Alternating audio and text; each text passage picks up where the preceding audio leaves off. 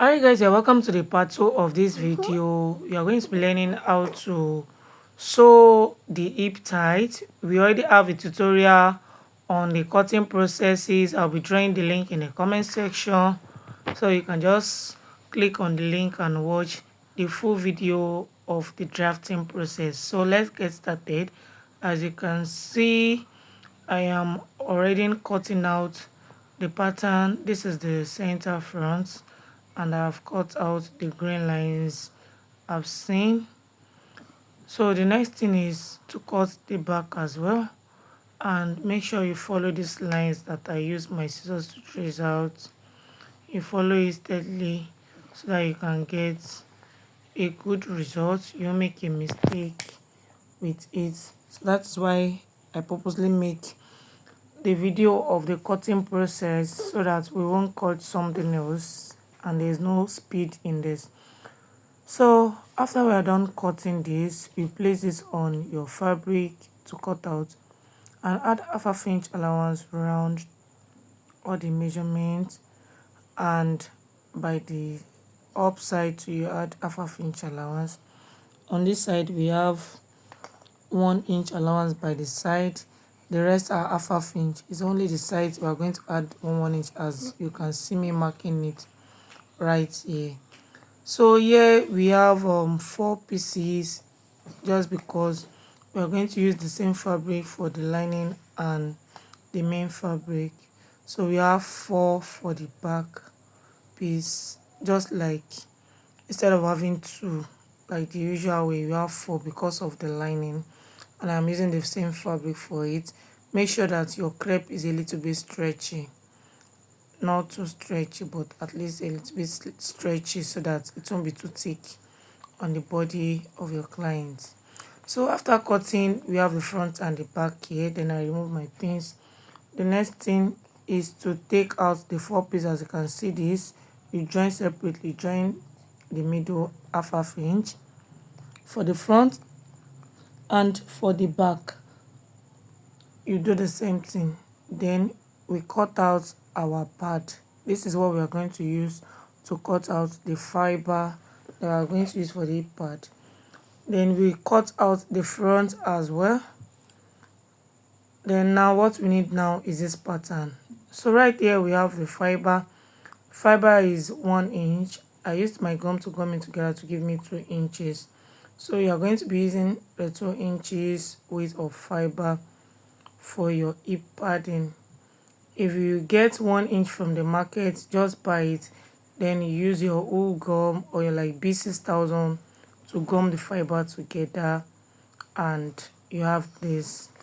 So you cut 2 of the back and 2 of the front. So after cutting, this is what we have: 2 fronts facing each other like this.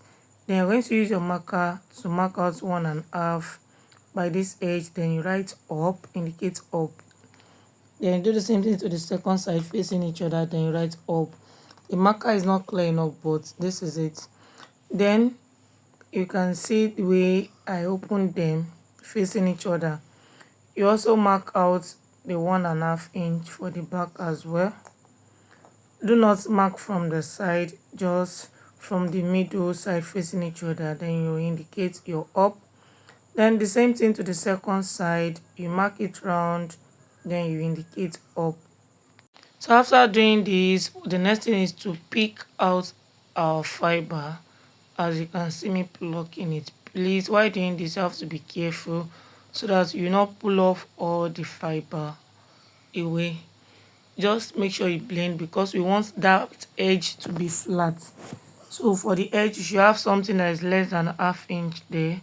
So you continue to blend properly by removing the fiber. So you know how you're going to blend it out. You can see me using one hand to hold the side so that it won't pull off everything. So you just do everything gently with all the edges. You mark 1.5, but do not pull off the side. The side remains ½ inch. So after doing this, you can see what the edge and the side look like. So this is what you should have on all the parts. So yeah, I've joined the side and I've joined it down as well, and I left space for the zip of 8 inches here. So I joined the lining separately, and I joined the fabric, the main fabric. So this is the lining here. The lining, we have joined the middle, and we're going to be marking 1.5 from the up. Remember when we were drafting our pattern, we left 1 inch up below the ½ inch for the sewing of the waist seam. So that is why we are marking 1.5 from the up, and by the side you mark 1 inch sewing allowance that we added while we are cutting our pattern.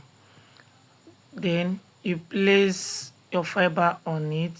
So I'm trying to place this so that you can see it. As you can see, you start from the 1.5, then you pin it all through. Make sure that your curve is on the line of the marking of the sewing allowance. Then we are going to sew on this line.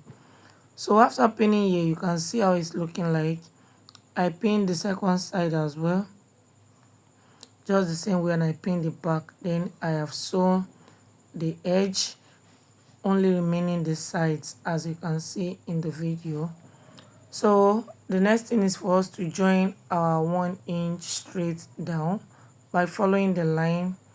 And guys, you're going to join this. If you have watched this moment, kindly like, comment, and share for others to benefit in this video. And if you find this video helpful, subscribe to this channel and turn on your notification button to get notified when we post a new video. So guys, after joining, this is what it looks like. As you can see, the next thing is for us to gum. Now I use the wool gum, you see what I call wool gum, to gum the edge like this. As you can see, you leave it a few minutes for breeze to blow on it so that the fiber is going to gum well. Then you face them to each other like this, and you begin to give it press so that you can join it together. So after doing that, I push it backward and I blend. By the time you check the right side, it's going to have a smooth and no bulky effect there. Can you see that? And you repeat the same thing to the second side. So after done with that, we take our main fabric. Because it is on your lining, we sew the fiber, don't forget it is on your lining. Then we take the joining of the right side of the fabric, we pin it with the lining, then at the side to pin it. By doing this, we are going to have a good inseam finishing. Then you are going to sew round by ½ inch. That was the allowance we added while we were cutting, and this is how it should look like after sewing. And guys, after doing this, is just to turn it over, give it a nice press. The opening for the back, we are going to put zip. Then for the waistline of the shoulder, you can see it is giving a neat finishing already. Look at it. This is the opening for the zip here at the back. Look at it down. Can you see the hip formation already? So this side is the zip side.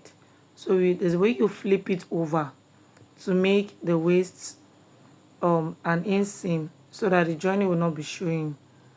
So you are just going to turn it through the space from this zip side. As you can see, just follow the way I did my hand here. Flip it over like this. Then you sew ½ inch round the waist. And guys, after you are done with that, you are done with your hip tights. Thanks for watching to this moment. And guys, this is what it looks like. You can wear this under any outfit at any time. See you in my next video. Bye.